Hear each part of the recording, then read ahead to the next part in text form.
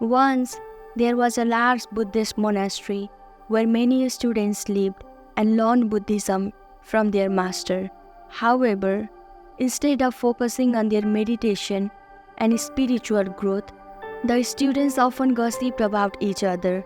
Among them was one student who talked too much. He would gossip about others and share stories he heard while collecting foods from the nearby village. This student had a habit of boasting about himself and claiming he was better than others. He often reminded them that he came from a rich family and could have lived a comfortable life, but he chose to say the truth. One day, the master wanted to test his students. He gathered them together and said, "Each of you must make a promise for the next month. It should be something that tests your willpower and determination. If you fail, you can go back to your old ways." Each student made their promise, but one who thought he was the best went to the master and said, "Master, I want a promise that is harder than all the others. Please give me something extraordinary." The master smiled and asked, "Can you really handle the promise I gave you?" The student, feeling proud, said, "Master, I can do anything." The master smiled and said, "If that's so, then stay silent for the next month." The student replied, "Master, this is too easy. Give me a harder challenge." But the master insisted, "First, prove yourself with this challenge." The student agreed and stayed silent. At first, it was easy. The next day, he continued to stay silent. It didn't seem too hard at first, but as days went by, staying silent became harder.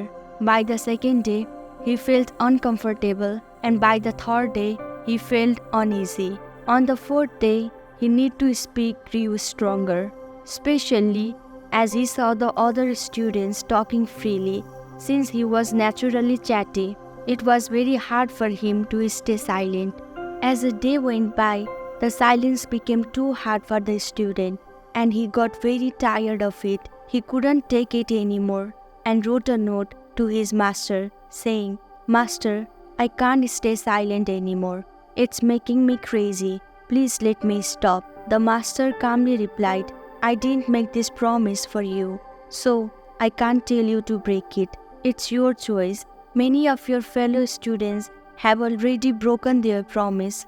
If you can't keep it, you can stop. But remember, keeping your promise shows control over your mind and helps you grow."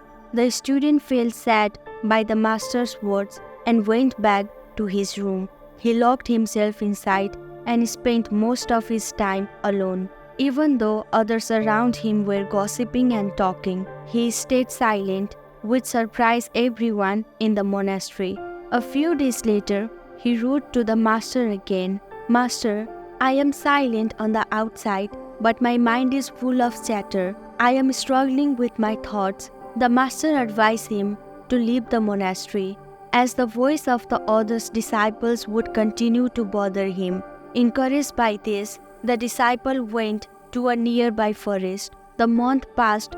The disciple's promise period ended, but he didn't return to the monastery. The other disciples worried that he might have been harmed by wild animals. However, the master remained hopeful, believing there was a deeper reason for this disciple's absence. 2 months went by, but the disciple still didn't return. The whole monastery lost hope, thinking he had been eaten by wild animals. Even after 3 months, there was no news of him, and they slowly began to forget about him. Then one day, the disciple suddenly returned to the monastery. Everyone was surprised and happy to see him. However, he seemed different, with a new calmness and peace about him. The other disciples surrounded him with caution. They noticed he was no longer impatient or chatty. His words were smooth and sweet. After talking with others' disciple, the disciple went to the master, bowed down, and asked, "Master, am I still silent? Is my promise still on?" The master looked at him carefully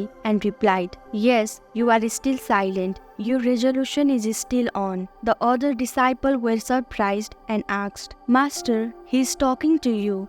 How can you say that his resolution of silence is still on? The master calmly explained, yes, he is speaking, but inside, his mind is completely silent. That's why I say his resolution is still on. Then the master turned to the disciple and asked about his journey over the past 3 months.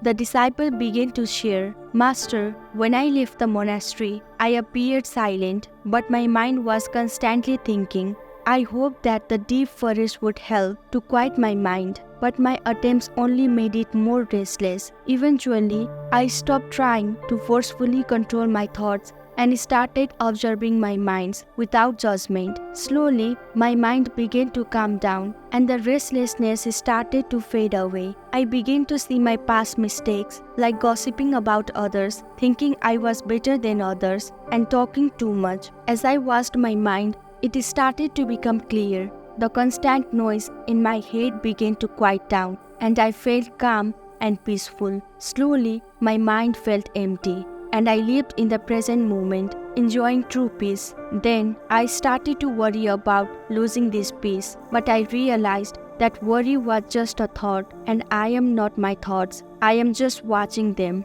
Looking at his master gratefully, he said, Master, thank you for helping me find this peaceful state of mind. The master blessed him and then he spoke to all other students, saying, You see, I always say that trying to focus on your mind to be quiet doesn't work. But if you simply watch our thoughts, our mind will naturally become peaceful over time.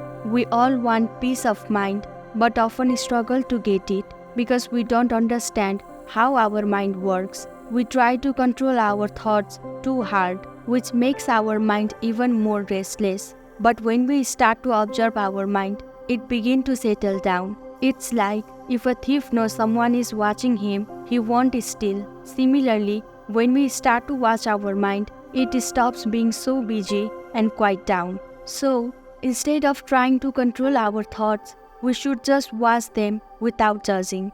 Like watching a river flow without getting stuck in each wave. This is called mindfulness. It means being aware of your thoughts as they come and letting them go without getting caught up in them. When we practice mindfulness regularly, our minds become less busy and more peaceful.